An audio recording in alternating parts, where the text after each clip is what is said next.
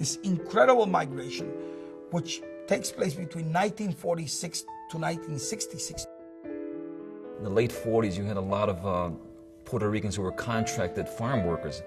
And one of the most traumatic experiences of my life was leaving Puerto Rico when I was 4 years old. My father came to the United States looking for work. He ended up in New York and Buffalo and working on, different farms out there and those sorts of things. But then he moved to Chicago. So when Puerto Ricans came to Chicago, they encountered a landscape. They encountered a physical geography of a city that was very different from what they had left behind in Puerto Rico. I remember my mother talking about what she thought Chicago was. She described Chicago as, or the United States, as this place with all these pretty gingerbread-like houses. People didn't know Puerto Ricans. People didn't know that Puerto Rico was part of the United States. We were a foreign culture with American citizenship.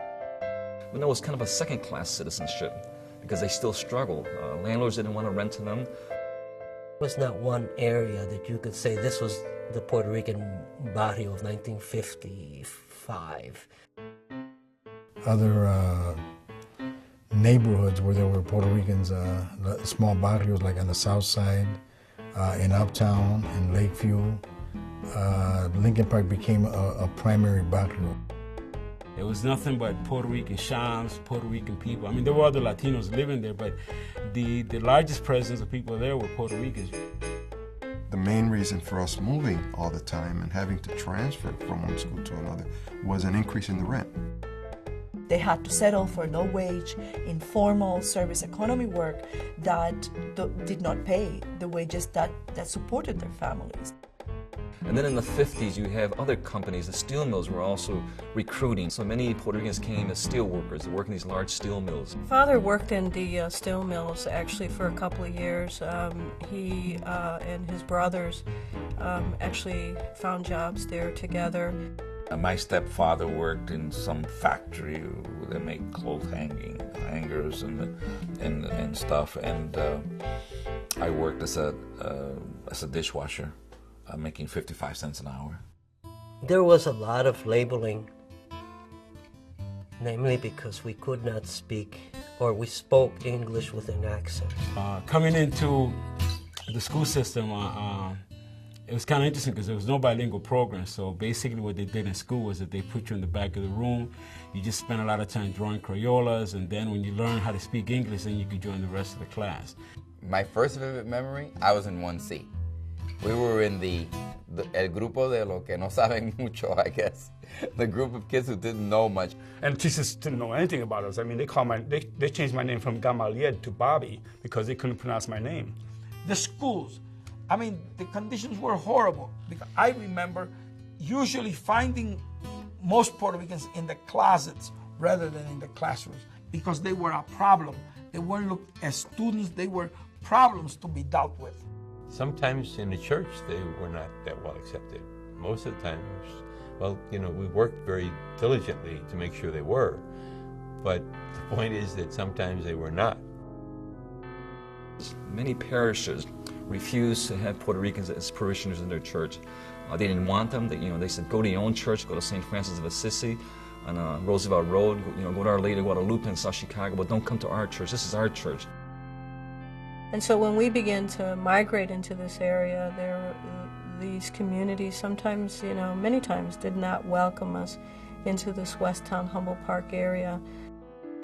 I remember mostly all the apartments that we were able to live in those days, they were the basements. Those buildings fell apart. Puerto Ricans were living under the most miserable conditions imaginable. I started my own little business, distributing food to the Puerto Rican community. I remember when my dad was doing produce, and we used to live in the 4th floor, and he had to empty the van out every night and carry all those crates of produce into the house. I used to open up the grocery store at 5:30 in the morning, and I had it open until 11 o'clock at night. And that was 7 years straight without a day off.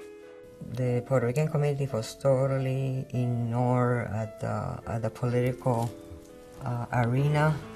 The mayor and politicians took their vote for granted, and Puerto Ricans saw themselves on the outside looking in. They had no political representation.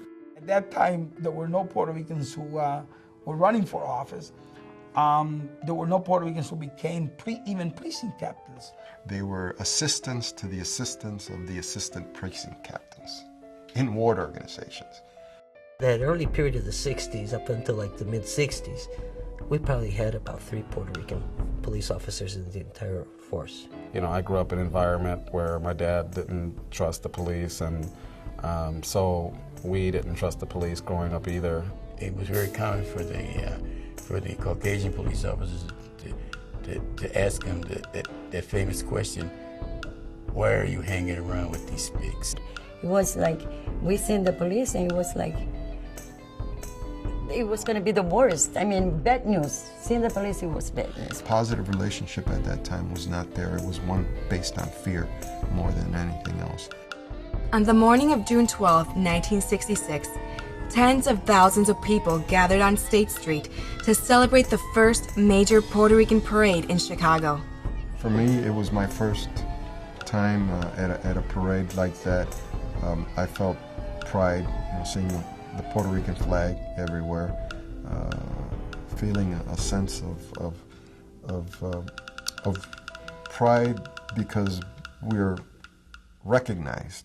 During the summer of 1966, the city of Chicago became the site of the first major Puerto Rican riot in the history of the U.S. And the police sparked it by the dogs. They run these canine dogs. And to Puerto Ricans, that kind of symbolized all their hurts, real or imagined, these dogs, that these police are actually sicking these dogs on us. Dog got loose, and they went straight to the lady that was sitting on the stair because, like I said, it was hot. The lady was expecting a baby, and the dog bit the lady. People being frustrated, they said, no, we're not leaving, we're not going. We're not gonna let this happen anymore. That's when, out of nowhere, all those kids came in. They start fighting with the police start hitting them. Running from Division in California, I mean, just running toward Western Avenue. I mean, hundreds of people just running. But there were streams of blues. They would come into these wagons and they would open the door and you would see all of these streams of blue, people with their nightstick. And as people rioted, and we could say, well, there was violence, there were these horrible things, and it's true.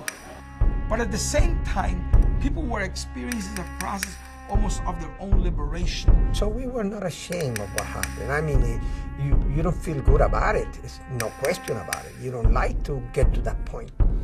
But then you say, well, what the hell, we had to do this for a cause.